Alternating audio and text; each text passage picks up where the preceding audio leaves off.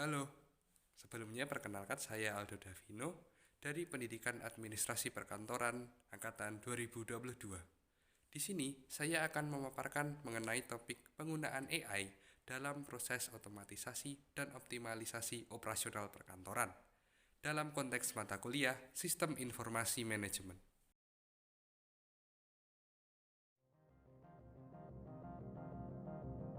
Sebelum kita menyelam lebih dalam ke topik ini, mari kita mengingat kembali apa itu AI.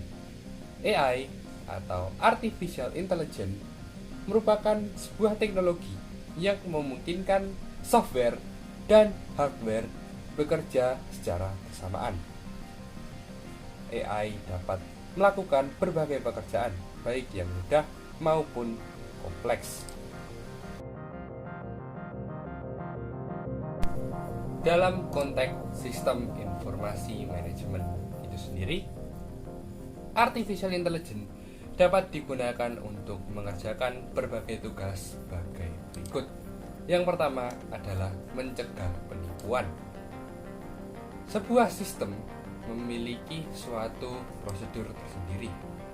Dalam AI dapat merekam atau melihat prosedur-prosedur yang dirasa janggal, lalu akan melakukan aksi seperti melaporkan ke administrator atau manusia yang menggunakan atau memiliki akses ke sistem tersebut. Yang kedua, membantu pemasaran.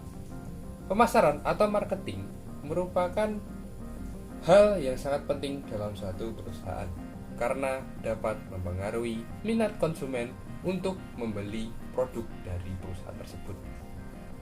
Sebuah AI mampu secara otomatis mengumpulkan dan menganalisa mengenai informasi, respon, dan umpan balik konsumen dari suatu perusahaan. Informasi tersebut nantinya digunakan perusahaan untuk mengambil keputusan dalam melakukan pemasaran itu sendiri.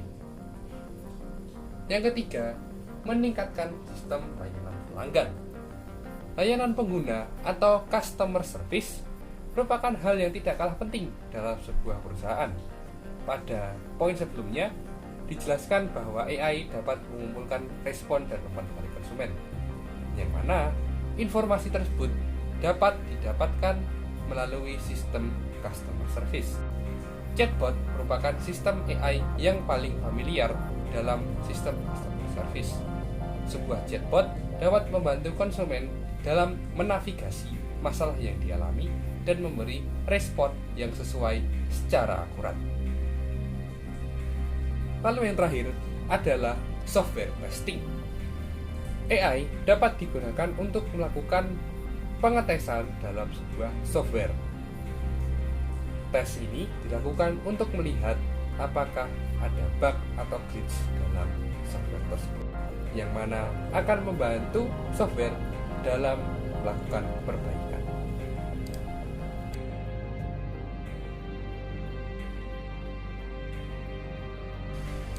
Topik selanjutnya adalah pengenalan pola. Pola sendiri adalah bentuk atau model yang memiliki keteraturan, sebagai contoh wajah atau password. Dalam penggunaan pola, AI memiliki manfaat sebagai berikut.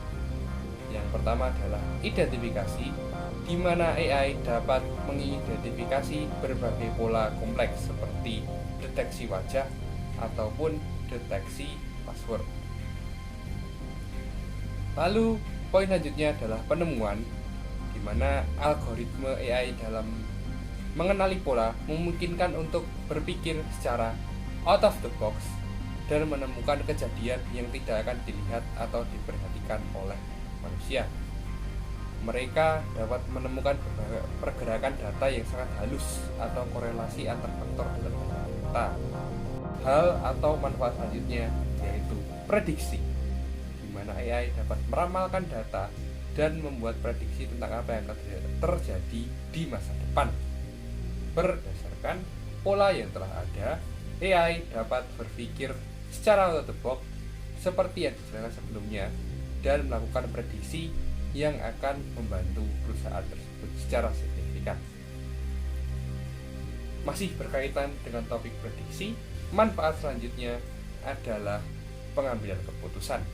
Berdasarkan prediksi yang ada, AI akan memberikan data ke pimpinan untuk melakukan pengambilan keputusan. Lalu manfaat terakhir adalah analisa big data. Hal ini memungkinkan AI untuk menganalisis data yang sangat besar dan kompleks, seperti perkembangan ekonomi dari waktu ke waktu.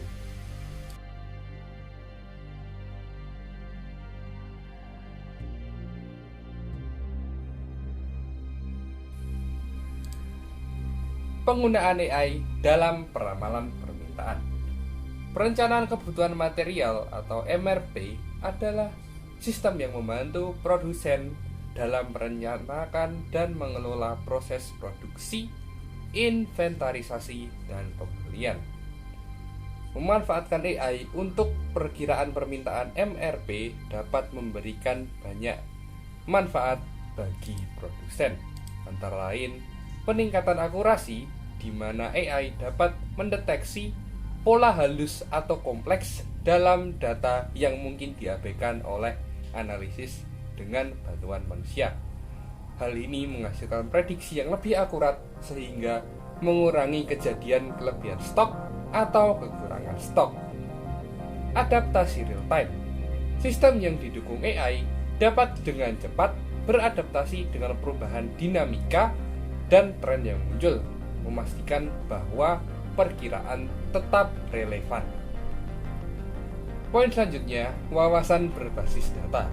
AI memberikan wawasan yang dapat ditindaklanjuti dengan menganalisis berbagai sumber data. Wawasan ini memungkinkan pengambilan keputusan yang baik di seluruh rantai pasokan. Lalu yang terakhir, pengurangan biaya, di mana peningkatan akurasi perkiraan menghasilkan tingkat inventarisasi yang optimal, meminimalkan biaya penyimpanan dan resiko yang terkait dengan kelebihan inventaris.